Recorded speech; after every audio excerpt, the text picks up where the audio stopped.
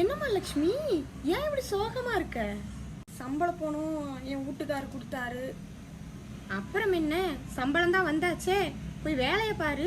விஜயாமா, வாடகை, current bill, காய்கறி, மளிகை சாமான், கேஸு, பிள்ளைங்களோட ஸ்கூல் ஃபீஸு எல்லாத்தையும் கட்டினது போக கையில் பார்த்தீங்கன்னா மாச கடைசியில் ஒன்றுமே தங்குறது இல்லம்மா. அப்படியா? கவலையை விடு. பட்ஜெட் எப்படி போடுறது, பணத்தை எப்படி சேமிக்கிறது அப்படிங்கிற எல்லா விஷயத்தையும் வெரோ ஸ்டைல்ஸ் யூடியூப் சேனல்ல சொல்றாங்க. நீ வேணா அதை பாரு. அட அப்படியா, நல்ல விஷயமா இருக்கே. பட்ஜெட் பிளானிங் பத்தி பார்த்துலாங்களா?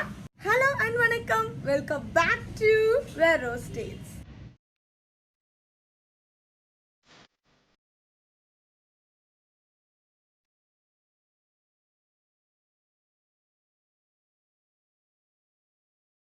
நம்ம வீடியோட ஸ்பெஷல் என்ன அப்படின்னா, சம்பள பணத்தை எப்படி மிச்சப்படுத்துறது, இந்த சம்பள பணத்தை மிச்சப்படுத்துறதுக்காக எப்படி பட்ஜெட் போடுறது, அதிலிருந்து பணத்தை எப்படி சேமிக்கிறது அப்படின்னு எல்லா விவரங்களையும் நீங்கள் பார்க்க போறீங்க.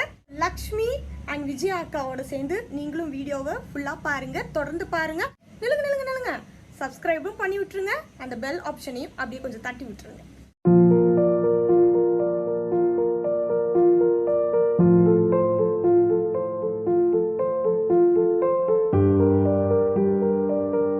எங்கம்மா வரவுக்கும் செலவுக்கும் சரியா இருக்கு, இதுல எங்க சேமிக்கிறது? அது அப்படி இல்லை புள்ள.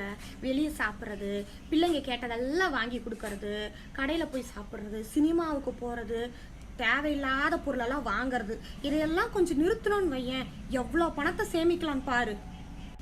முதல்ல உன் புருஷனை சிகரெட் குடிக்கிறத நிறுத்த சொல்லு, நிறைய பணத்தை சேமிக்கலாம். பணத்தை நம்ம எல்லாருமே சேவ் பண்ணணும்னு நினைப்போம் இல்லையாங்க. இதில் நம்ம பண்ண வேண்டிய முதல் வேலை என்னென்னா இந்த பட்ஜெட் பிளானிங் தான். இதை தான் நிறைய பேர் செய்யறதில்ல. ஸோ அதை பற்றி தான் பார்க்கலாம். இதுக்கு ஃபஸ்ட்டு நீங்கள் யோசிக்க வேண்டிய விஷயங்கள் பார்த்தீங்கன்னா, சம்பளம்.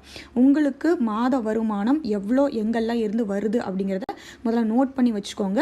அதுக்கப்புறம் தான் நம்ம அடுத்த ஸ்டெப்பே போக முடியும். என்னடா இது ஏதோ கலர் கலராக காட்டுறாளே அப்படின்னு நினைக்காதீங்க. போரிங்காக இல்லாமல் கொஞ்சம் இன்ட்ரெஸ்டிங்காக உங்களுக்கு இருக்கணுங்கிறதுக்காக தான் நான் இந்த மாதிரி ப்ரிப்பேர் பண்ணியிருக்கேன். ஸோ வாங்க பார்க்கலாம். பட்ஜெட் பிளானிங்கில் ஃபஸ்ட்டு வரக்கூடியதே நம்ம வீடு தாங்க. வீடு சம்மந்தமான நிறைய செலவுகள் நமக்கு இருக்கும். அதெல்லாம் ஒன்று ஒன்றா பார்க்கலாம். பொதுவாக வீட்டுக்கு தேவையான பொருட்கள் என்னென்ன அப்படிங்கிறத முதலே முடிவு பண்ணிட்டோன்னா நிறைய விஷயங்களை ஹேண்டில் பண்ணலாம். ஏன்னா பெரிய பெரிய செலவுகள் எல்லாமே இந்த வீடு சம்மந்தமான செலவுகளாக தான் இருக்கும். இப்போ நம்ம வீட்டை ஓப்பன் பண்ணி பார்த்தோன்னா பாருங்கள், ஃபஸ்ட்டு பார்த்திங்கன்னா நமக்கு பாதிக்கு பேருக்கு மேலே நம்ம வாடகை வீட்டில் தான் இருப்போம். ஸோ வாடகை எவ்வளவு அப்படிங்கிற அமௌண்ட்டை ஃபஸ்ட்டு எழுதிக்கோங்க. நான் எழுதலை, ஏன்னா ஒவ்வொருத்தரோட சம்பளமும் ஒவ்வொரு மாதிரி இருக்கும் இல்லையா. அதனால் உங்களுக்கு நீங்கள் இந்த மாதிரி பாயிண்ட்ஸ் எழுதிட்டு வாடகை நமக்கு இந்த மாதம் இவ்வளோ இருக்குது அப்படின்னு சொல்லி எழுதி வச்சுக்கோங்க. தண்ணி, அந்த மாதிரி தண்ணி செலவு, அப்புறம் கேபிள், வைஃபை இல்லாத வீடே இல்லை. இப்போது மெயின்டெனன்ஸ்னால் அந்த அப்பார்ட்மெண்ட்லாம் இருந்தால் கண்டிப்பாக மெயின்டெனன்ஸ் சார்ஜ் இருக்கும். அது இந்த வீட்டு க்ளீனிங் திங்ஸ்னால் நம்ம சர்ஃப் எக்ஸல், அப்புறம் Harpic, toothbrush, toothpaste, இந்த மாதிரி விஷயங்கள் எல்லாமே இதில் வரும். ஸோ என்னென்ன செலவுகள், இதெல்லாம் பெரிய செலவுகள்ங்க.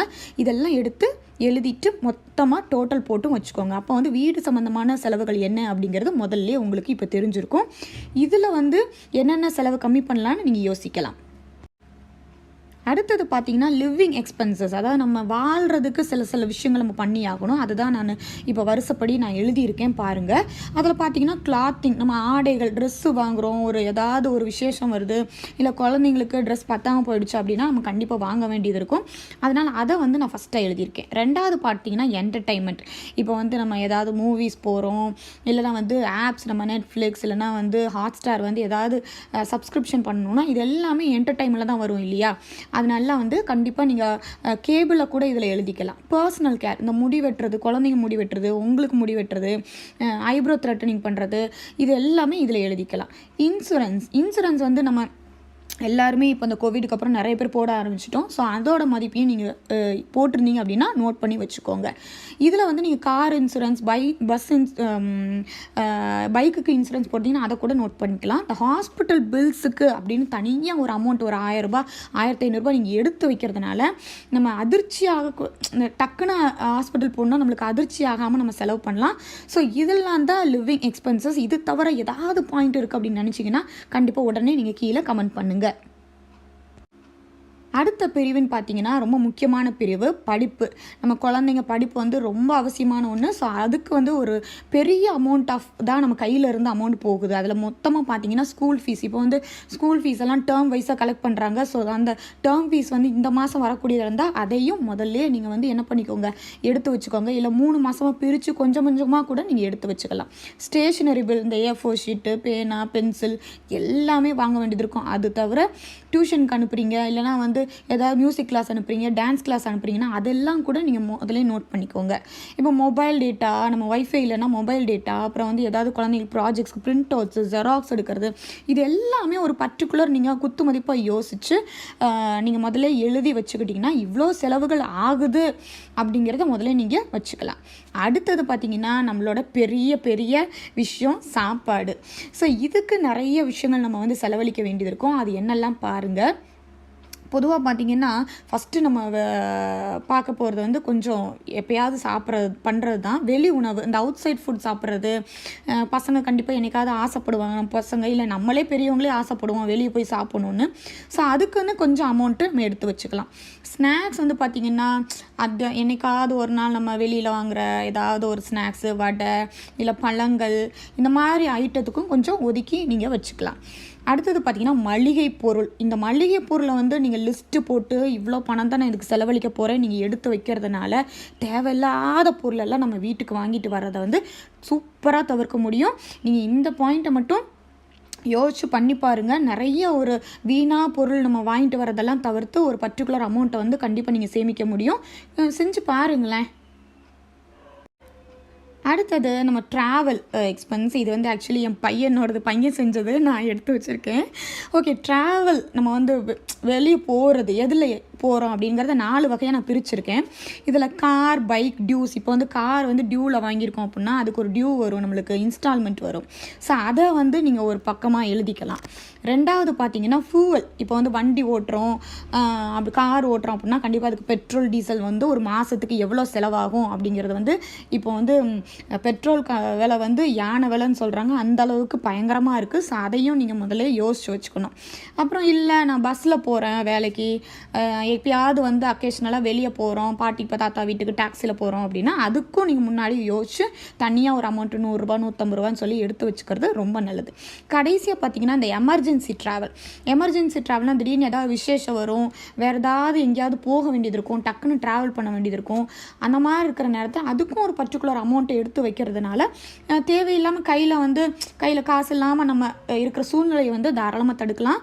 இதெல்லாம் தான் ட்ராவல் சம்மந்தமாக வர்ற எக்ஸ்பென்சஸ், செலவுகள். இது தவிர நீங்கள் ஏதாவது இருக்குன்னு நினச்சிங்கன்னா உடனே மறுபடியும் கீழே கமெண்ட் பண்ணுங்கள், நானும் தெரிஞ்சுக்கிறேன். அடுத்தது பார்த்திங்கன்னா டியூஸ், ரொம்ப கனமான விஷயம். ஸோ பொதுவாக நம்ம எஜுகேஷனல் லோன் வாங்கியிருப்போம், இல்லைனா வந்து நம்ம வீட்டு லோன் வாங்கியிருப்போம். அதெல்லாம் வந்து ஒரு பக்கம் இருந்துச்சுன்னா எழுதி வச்சுக்கோங்க. கிரெடிட் கார்டு, இந்த கிரெடிட் கார்டு வந்து எனக்கு கேட்டால் ஒரு பெரிய வலை மாதிரி. மேக்ஸிமம் எந்த பேங்க்லேருந்து கொடுத்தாலும் நீங்கள் அதை யூஸ் பண்ணாதீங்க, வாங்காதீங்கன்னு நான் சொல்லுவேன்.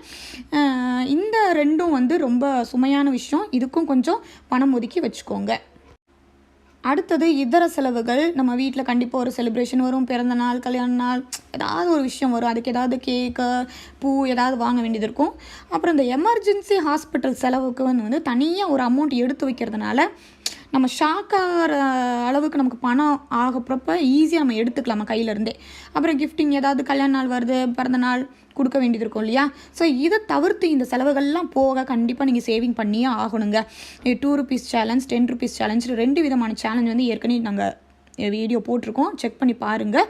அட்லீஸ்ட் மாதத்துக்கு ₹500 நான் சேமிப்பேன் அப்படின்னு ஒரு முடிவெடுத்து பண்ணுங்கள். இதெல்லாம் தான் வந்து பட்ஜெட்டுக்கு வந்து தேவையான விஷயங்கள். என்னங்க வீடியோ பார்த்துருப்பீங்க. கண்டிப்பாக இந்த வீடியோ உங்களுக்கு ரொம்ப பிடிச்சிருக்கும்னு நம்புகிறேன். லக்ஷ்மியும் விஜய் அக்காவையும் உங்களுக்கு ரொம்ப பிடிச்சிருக்கும்னு நம்புகிறேன். இந்த மாதிரி வீடியோக்களை நீங்களும் வரவேற்பீங்க அப்படின்னு நம்புகிறேன். இந்த வீடியோ பற்றி என்ன நினைக்கிறீங்க, அப்புறம் உங்களுக்கு ஏதாவது கேள்விகள் இருக்குது, என்கிட்ட ஏதாவது சொல்லணும், பேசணும் அப்படின்னா மறக்காமல் கீழே இருக்கிற கமெண்ட் செக்ஷனில் பதிவு பண்ணுங்கள். உங்களோட எல்லா கமெண்ட்ஸையும் படிக்கிறதுக்கு நான் ரொம்ப ஆவலாக இருப்பேன். இந்த மாதிரி இன்னொரு நல்ல வீடியோவில் மீண்டும் சந்திப்போம். அதுவரை நன்றி, வணக்கம்.